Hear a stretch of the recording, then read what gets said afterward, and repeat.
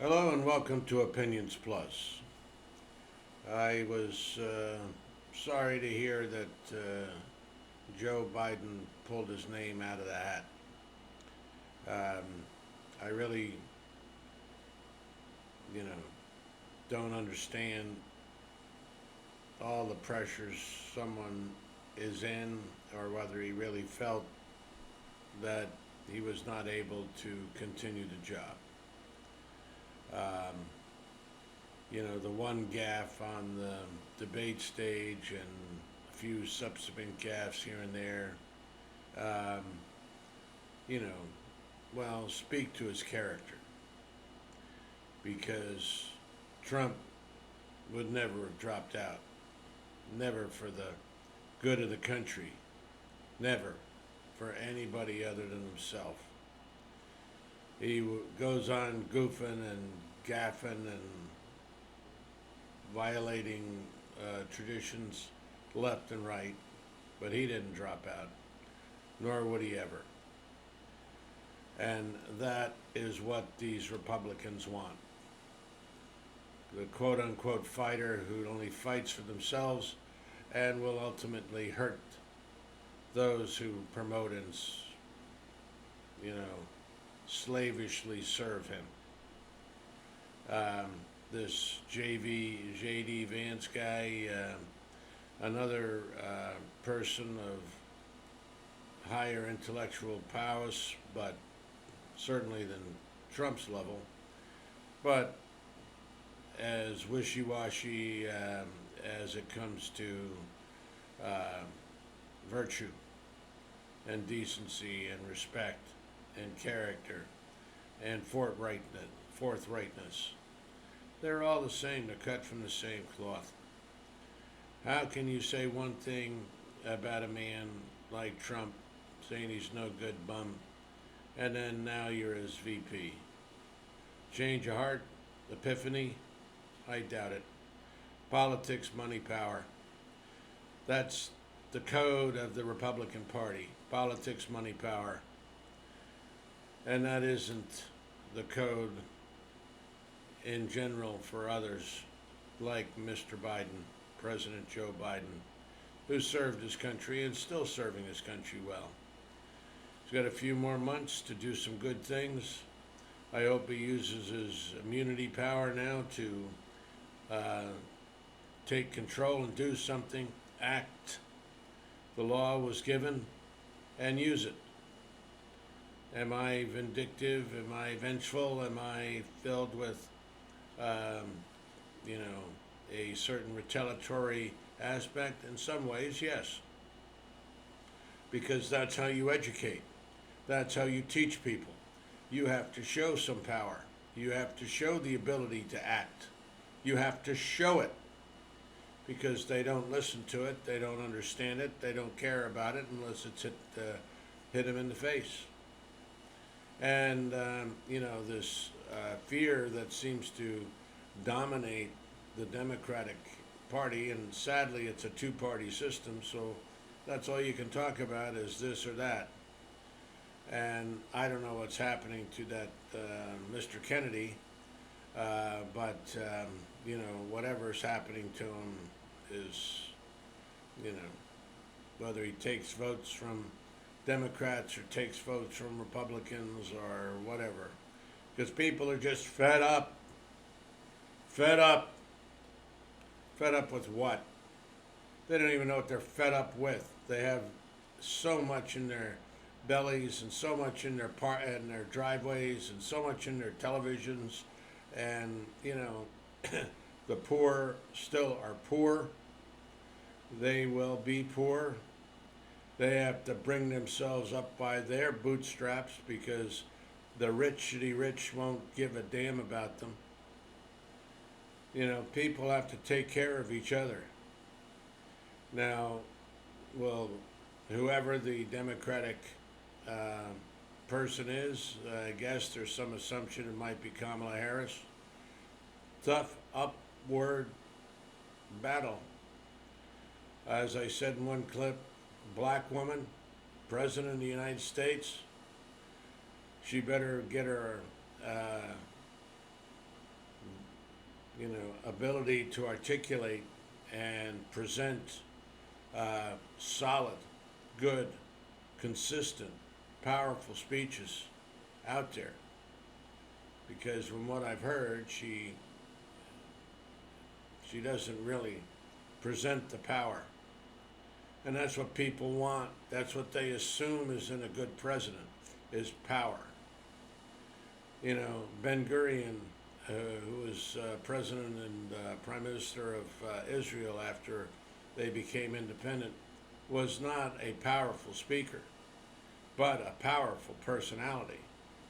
And pushed and pushed. Golden Meir, who came to the United States and raised millions of dollars at a time when Israel was in the worst financial shape, couldn't afford a nickel, couldn't buy any kind of arms or anything, had to come to the American Jewry and say, I need money. Like, you had to be reminded. You had to go and touch their little palms and say, give me. No. But that's what they wanted. They wanted the show and tell. Look at what I'm giving. Look at this. It's all pride. And it's pride everywhere. Pride is one of the things that we combat in all our political people. There's an ego there that drives them to do what they do. So that is a problem. And Joe Biden did not show as much ego than some of these other people. I don't know about Ms. Harris once she's in the real limelight, how they work, but I remember some of her, when she was running for president. It was lackluster. I would like to see a person of force, of determination, of ability to articulate and defend and present well, but also not take the crap that these other Republican characters give. Give it back to them. Hard nose if you have to. Biden was not of that ilk. Occasionally he stepped in, but he was a compromiser. That's how he got things done when he was a president in this as screwed up a political system as you could get. Do you think Miss Harris can do that? I don't know. I have my doubts.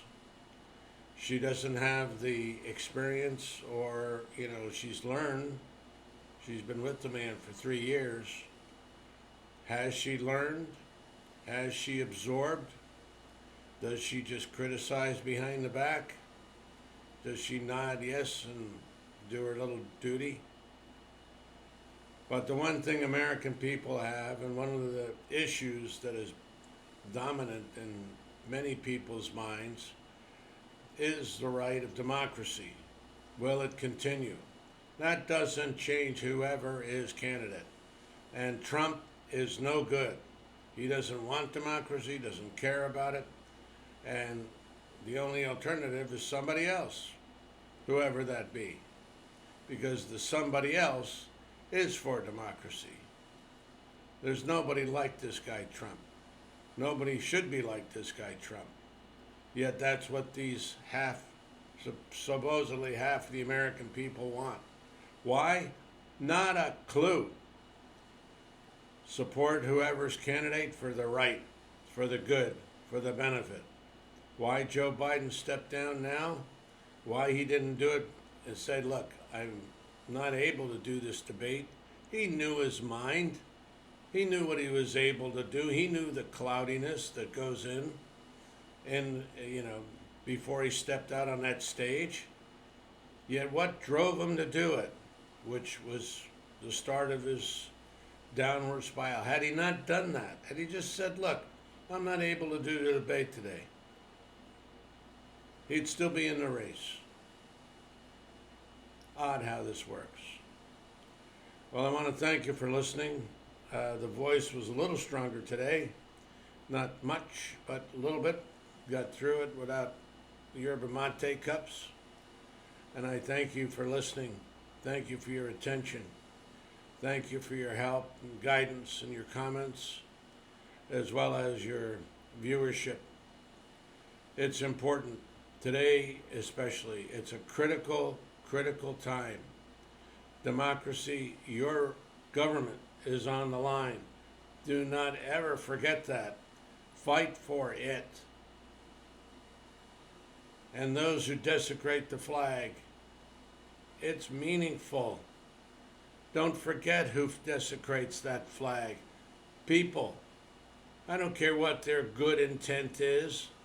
They're desecrating the flag that people fought and died for, that lay over caskets, that are presented with honor, not with that bloody Trump's name all over the damn thing. No. He desecrates it. And willingly, and happily, and makes money on it. That's bad.